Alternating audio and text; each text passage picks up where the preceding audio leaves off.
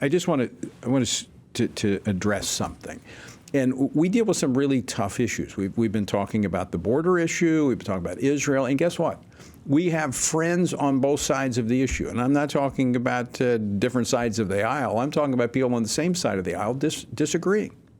And we're seeing that increasingly. And that's okay. Absolutely okay. And we need to be able to have vigorous, thoughtful, aggressive debate on these issues.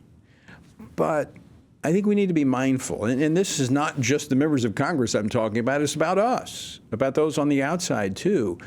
I think we've got to be very careful about questioning the character of people that we disagree with, especially brothers and sisters in Christ. And I was just reminded this morning of a Psalm 15 by David. It says, "Who may abide in your tabernacle, Lord? Who may dwell in your holy hill? He who walks uprightly and works righteousness and speaks the truth in his heart.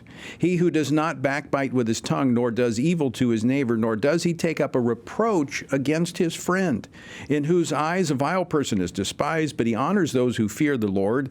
He who swears to his own hurt and does not change. He who does not put out his money to usury, nor does he take a bribe against the innocent. He who does these things shall never be moved." You know, we can disagree on issues, but, you know, we should not take a reproach against a friend. And I'm going to be defensive of many of the men and women that I know here in our nation's capital. I know them because I've known them for years, and I sit down with them, I talk with them, I know their faith, I know they love the Lord. Now, we may disagree on issues, and that's fine, but I'm not going to call them a rhino. I'm not going to attack them because of their character. I will aggressively engage them on issues, and we should. But let's just be mindful that we've got to maintain a level of civility. And I think it's what's happening as we see individuals get attacked, and I see this happening to the speaker, where people are calling him a rhino and different things, and I know him. He's not a rhino. I know him quite well. That drives good people from this process, and we need these good people in this process, like my next guest, who is a staunch conservative, and he and I, of course, agree on most issues, but he is fighting the good fight here on Capitol Hill. And while some may accuse him of different things, I can tell you he's thoughtful, he is intelligent, loves this country, understands the Constitution and the boundaries that Congress, the executive branch, and the judicial branch must operate in. I'm talking about Senator Mike Lee of Utah. He serves on 4 Senate committees, including the Senate Judiciary Committee and the Senate Budget Committee, and he joins us now. Senator Lee, welcome back to the program. Thank you. It's good to be with you, Tony. So, Senator, I want to talk about the immigration bill, okay? Yesterday, I had Senator James Lankford on, let him talk about the bill. You have put out 12 points. Actually, I think you call it the dirty dozen, the problems with this bill. Let's talk about that. Yeah. Look, this is a bill that had some potential, had some promise early on. As it was described, the idea was to secure one set of votes, votes from Republicans concerned about funding Ukraine, in exchange for getting votes from Democrats to bolster border security. There are a million ways in which this could have turned out well, could have turned out better. I have great respect and admiration for my friend James Lankford, as I know you do. And I think he was put in a very difficult, near impossible position. The Senate Minority Leader, Mitch McConnell, assigned him to be the negotiator, and as far as I can tell, precluded him from negotiating in to this bill a lot of the features that were important to a lot of Senate Republicans. Features that would have, for example, conditioned the release of any Ukraine funds on the achievement of certain border security metrics, benchmarks, if you will, demonstrating that the border was getting under control. In other words, if pot of money X couldn't be released until such time as daily migrant encounters have been reduced to below 500 per day or something like that for a specified period of time, that might have worked. It might have gotten the votes in order for this bill to pass. But instead what happened was that he was directed by Mitch McConnell not to even bring that up in the negotiations. He was not allowed to bring that up for reasons I don't understand. He was also directed, as far as I can tell, to not disclose any of the contents, any of the work product as he was negotiating. It's not uncommon for there to be a time, a few days or something like that, where somebody goes into a silo in order to hammer out final details and not share text. But to take this out for 3 to 4 months and not share text, what that is, it puts him in an impossible, unwinnable position, because he ended up with a work product that was so far distant from where most members of the Senate Republican Conference were willing to go that it was unsustainable. And in the end, we found some pretty significant flaws with it. Now, he will be the first to acknowledge that this bill is far from perfect. I happen to disagree with him respectfully, but strongly, in his assessment that we'd be better off with the bill passing than without it. I think this would tend to encourage more illegal immigration, and it would send the wrong signal, the signal that the current border crisis is the product of inadequate federal law, and it's the consequence of a law that doesn't allow the border to be secure. That simply isn't true. President Trump secured the border under the same set of statutes that President Biden has. It's just that President Biden has willfully chosen not to enforce the border. And these concerns, I think, are going to lead to the bill's demise, possibly as soon as this week. I've read through the bill, skimmed through it. I mean, I've gone through some of the highlights on it. Here's my assessment, Senator. And I agree with your assessment of James Lankford. I've known him for a long time, traveled to different parts of the world with him. Great appreciation for him. And I think I think his motives were good. I have no question about that. But I think there's some provisions on here that are marginally helpful in the current crisis. My concern is that if this were adopted, that it would suggest that we've solved the problem, and we really haven't. Right. Suggest that we've solved the problem when we really hadn't, and would be used to justify support for the bill among Republicans who, many of us as Republicans in the Senate and in the House, have constituencies who are legitimately concerned about the amount of money that we've sent Ukraine so far, $113 billion. The military aid that we've sent to Ukraine is more than any other country on earth has spent, and at least until recently, more than every other country combined. Well, collectively, if I'm not mistaken, Senator, what we've given Ukraine since that war in totals the same about the same amount we've given Israel since 1948.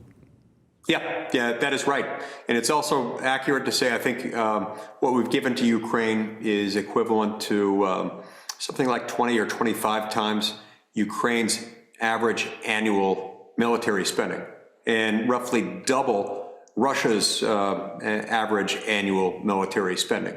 So it's an extraordinary sum. We're not in that neighborhood. Our European allies, whose security umbrella we've been providing for our entire lifetimes, those allies need to step up. This is in their backyard. With as much as we've spent, more than any of them, more than all of them combined, we have no business spending this much more money, and certainly unless or until they've done their part, which they have not. And so with this border security language being used to justify those votes, this had better actually do something right for border security. And as you point out, some of these provisions appear, possibly marginally helpful, but nowhere nearly as helpful as they would need to be in order to justify sending that much money to Ukraine, and in order to justify sending this potentially harmful message that the border security crisis is the result of inadequate legislative authority. Right. And I know this is a bipartisan bill, so there's going to be bad things in here, but I mean, there's some things that are really objectionable. For instance, the funding for sanctuary cities. You identify this in your your dozen items. These are sanctuary cities who were, virtue signaling, oh, we're a sanctuary city. And when people actually take them up on their offer, they're now screaming for federal bailouts. That's right. These same cities screaming for federal bailouts, now we'd be giving them that much more money as they've been undermining our border security laws. We give paid lawyers to certain categories of illegal immigrants. U.S. taxpayer-funded lawyers representing them. We give a huge amount of money to NGOs, some of the same NGOs that have been helping the caravans. And then one of the features of this bill that frustrates me the most is the so-called Border Emergency Authority. Now, this was the one that was held out as the big promise. This was going to be the big prize at the end because it was going to create, as it was described, a Title 42-like authority whereby the president could shut down the border during periods of border crisis. So we watched with anxious eagerness as this was released. And when we read it, it confirmed many of our worst suspicions and then compounded them. What we found is that at the end of the day, this so-called Border Emergency Authority doesn't necessarily hold up in an administration like this one, an administration bent on not enforcing the law at the border. You have both the Secretary of Homeland Security and the President of the United States, who under those provisions would be given a large amount of discretion to just exempt out a certain number of days each year that couldn't be covered by that Border Emergency Authority. You also have another set of provisions that by year 3, in other words, after the first 2 years of the operation of this bill, limit to 180 days, less than half of the days in the calendar year, when the border could be shut down, as it's euphemistically described in the bill or by the bill's sponsors.